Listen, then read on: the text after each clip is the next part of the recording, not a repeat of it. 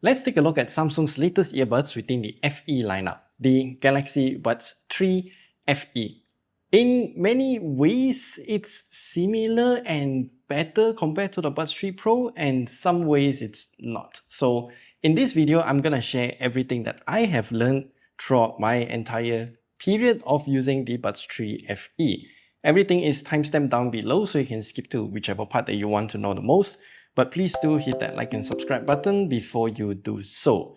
Anyway, let's talk a bit about the unboxing first, particularly the accessories part. This tiny box is where all the extra ear tip sizes is stored, but we don't have a USB-C cable in the box. And I think this is actually a good step forward since I don't use the included cables at all, and it's just a waste to include a cable inside. GuliKit is also doing the same with the Elves 2 controller, which makes sense because we're plugging it into the same cable and charger as our phone anyway, since they're all using USB-C. Anyway, the Buds 3 FE has the exact same style of case as the Buds 3 Pro. Same size and dimension, and also the same accessories will be compatible as well. The top half is semi-transparent and we can see the earbuds inside.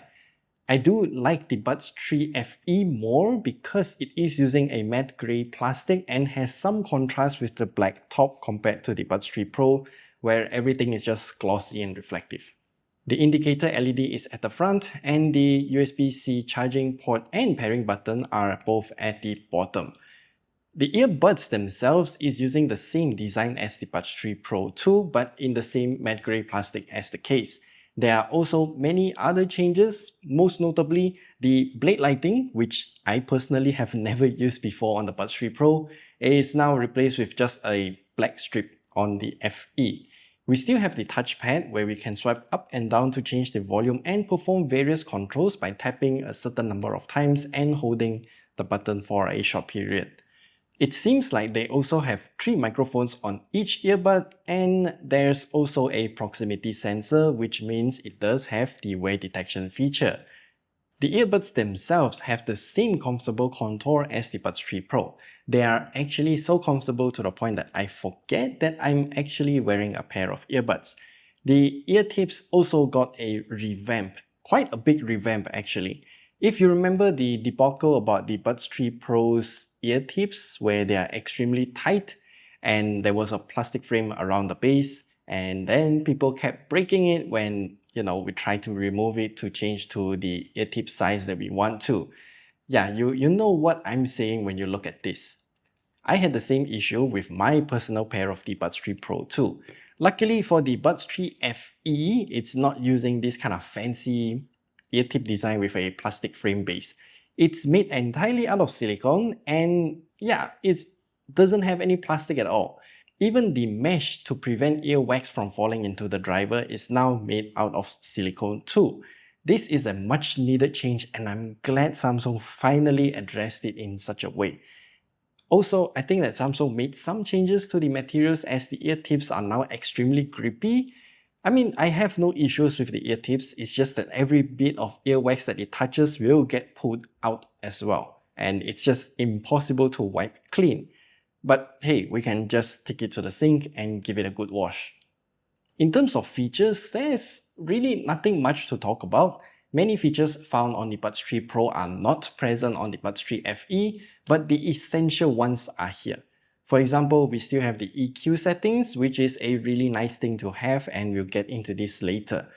The earbuds test feature is a great feature as well, so we know that the earbuds is going to perform the best that it can for our ears. Of course, we can also customize the pinch and hold controls as well. Unfortunately, media controls are set in stone, but they are actually quite intuitive to use, so I have no complaints there. The voice control though is basically the Gemini integration here. There is also the gaming mode feature, which reduces audio latency, at least in theory. But from our tests, it doesn't seem to do anything. It still will be around 200 milliseconds of delay with or without gaming mode. Either way, 200 milliseconds is actually considered good in the world of Bluetooth audio. Usually we'll be getting like half a second of delay, so I would say this is great. Now, let's talk about the sound quality, and we'll be using the default EQ here. Well, in the EQ menu, you can actually do quite a lot of customizations, but for a better point of reference, I'm just going to use it in the default EQ. I'd say that the Buds3 FE is actually sounding quite good here. Of course, the Buds3 Pro sounds much better, but I personally don't prefer the sound signature, and I do have my own custom EQ for the Buds3 Pro.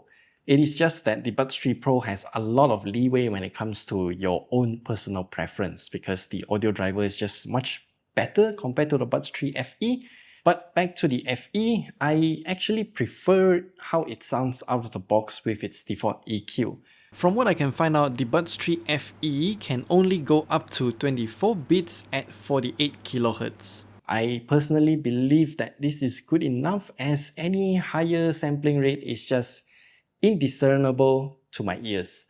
And it's the same thing that I said while reviewing the Buds3 Pro. Link at the top right corner there if you want a quick recap. Alright, enough about my yapping. So here's a very quick sound comparison between the Buds3 FE and the Buds3 Pro.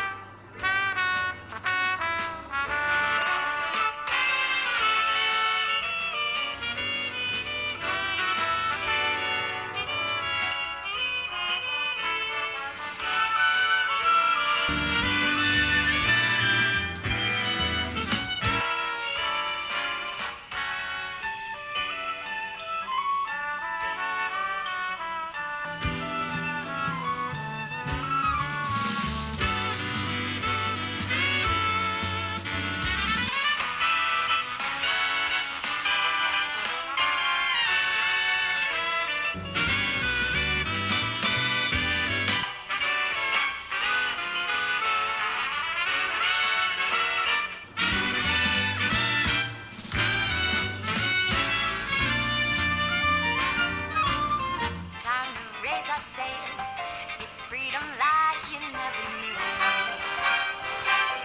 Thanks for the pass. Say the word, I'll be there in a flash. You could say my hat is off to you. Or we could zoom all the way to the moon from this great wide wacky world. Jump with me, coins with me, yeah. It's time to jump up in the air. Jump up, don't be scared. Jump up and your cares will soar away. And if the dark clouds start to swirl, don't fear or shed a tear, 'cause I'll be your one-up girl. So let's all jump up super high, high up in the sky. There's no power of like dancing. You know that you're my superstar. No stars can take me this far.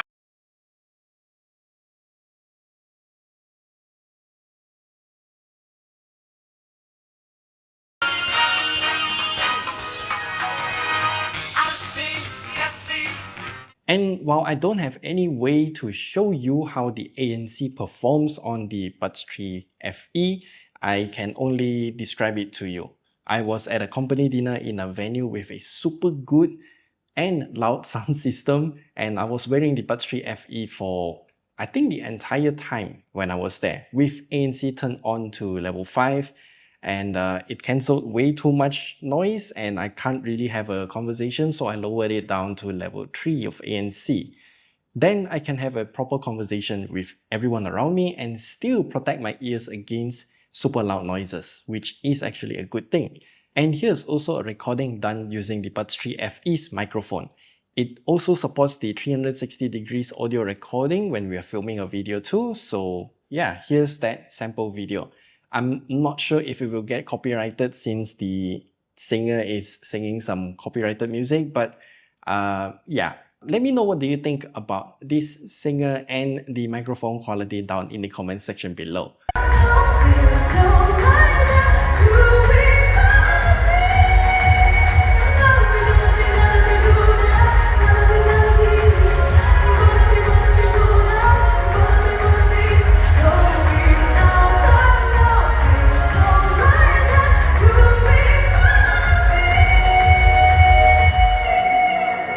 course, the audio is going to be flattened since it is a YouTube video anyway.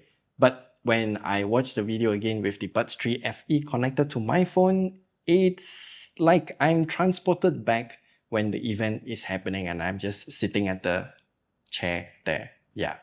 Surprisingly, the battery life is amazing too. During the entire company dinner, I turned on ANC level 5 for about an hour and then back down to ANC level 3 for another 3 hours and was playing music at around like 40% volume for most of the time.